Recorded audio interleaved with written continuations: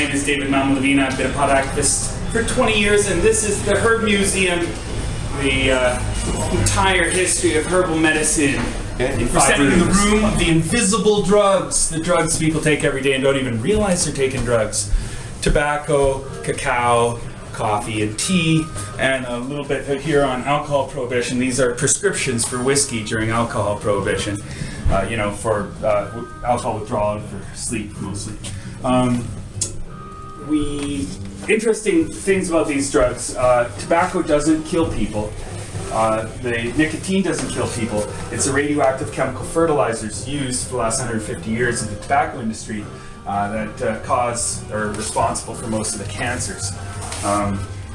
The lung cancer rate started to spike in the 1920s after about 40 years of, at least 20 years of chemical fertilizers replacing organic fertilizers as a primary source of fertilizers. They didn't begin to spike after the 1600s when pipes and cigars became very popular. Caffeine is a stimulant. It is more dangerous than cannabis in pretty much every category except for the impairment levels on novice users.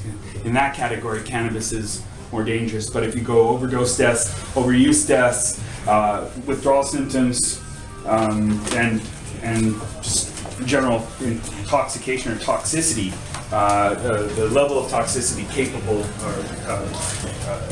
that caffeine is responsible for, it's called caffeination. It causes eye twitching, muscle twitching, inability to drive, but they don't test for caffeine after vehicular mayhem.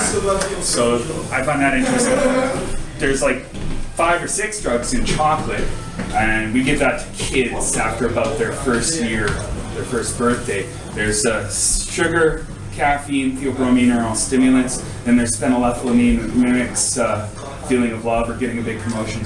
And then there's anandamide, which is like the endocannabinoid found in human beings. Yes, the bliss, inner bliss. So in here we have the rooms of the fungi, the cacti, and the industrial hemp. It just sort of fell together like that. You have on this wall ancient psychoactive mushroom use in both the old and new world. They found everywhere psychoactive mushrooms were found. There was rituals, religious rituals associated with their use. They became more closely studied in the 1950s with Gordon Wasson and what the CIA called Subproject 62, their MK Ultra magic mushroom search, which they funded and Gordon Wasson executed. They had James Moore, CIA agent, supervised to make sure that nobody found like a brainwashing or Manchurian Candidate or truth serum kind of mushroom, which they've been on the lookout for since they were formed. We have David Aurora's poster series on medicinal, poisonous, and psychotropic and edible mushrooms. These mushrooms in this display case are from Chinatown. They're mostly used for immune enhancing, some tumor shrinking, and aphrodisiac properties, as well as being very yummy. The oyster mushrooms are also good as they clean up oil spills. Here we have in Paul Stamets' book, Mycelium Running, you can see them eating up the oil in the oil spills. This Pestalopiopus microspora is good for eating plastic. These mushrooms here, the Gomphidius glutinosus, are good for cleaning up radioactive cesium from the soil. They're one of the best for that. And these mushrooms over here, Beauveria bassiana, they eat bed bugs.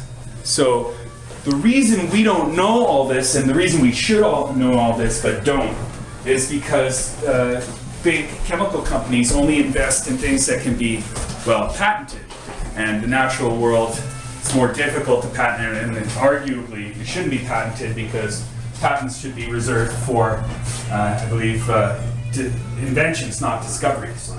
So, the puffball. Yeah, these are excellent articles in the 1965 and 2000 issues of National Geographic magazine. So show me some Psilocybe cubensis. Oh, that's in the other room. We kept all the magic mushrooms in the room that gets more supervision. But I just wanted to go over quickly Well, there's our cactus, the peyote cactus, and the San Pedro, the Peruvian torch, the three most common used for obtaining mescaline. Mescaline is a psychoactive substance, and peyote is the most powerful mescaline producer of the three, except it takes 35 years to mature.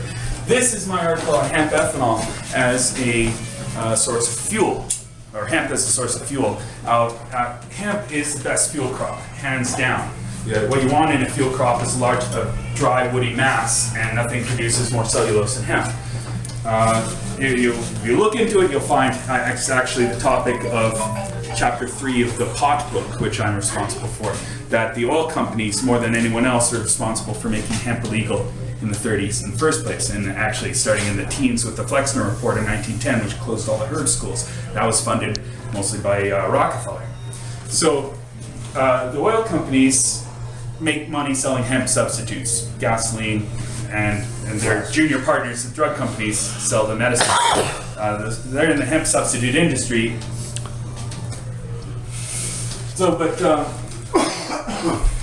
the thing to remember about hemp ethanol is it's 5 times cheaper at the pump. It takes $500 on average to turn any car into a hemp ethanol powered car. There'd be no more oil wars because hemp grows in sand, so it can grow in pretty much any country on planet Earth. There'd be no more oil spills because a hemp ethanol spill would just evaporate with next to no residues, pollution. And there'd be no climate change because hemp acts as a carbon sink. It sequesters the CO2, 30% of the CO2. I'm good, I'm a lightweight. You guys finish up. The CO2 is trapped in the soil. 30% of CO2 every year is trapped in the soil in the form of roots and leaves. So it would reverse the greenhouse effect. And the only reason we're not using hemp ethanol, we're using gasoline, is again because it can be easily monopolized. Land can be owned, but any farmer, once they get the seeds that produce the best hemp crop. Oh my goodness, manna from heaven. Thank you so much. So yeah, this is the reason for the drug war, is the fuel wars, the oil wars that are going on, and keeping the natural outlawed and renewables at a minimum to monopolize the synthetics and the ownable. You're exposing the truth. Yes. That's like Chomsky said, it's the responsibility of intellectuals to tell the truth and expose lies.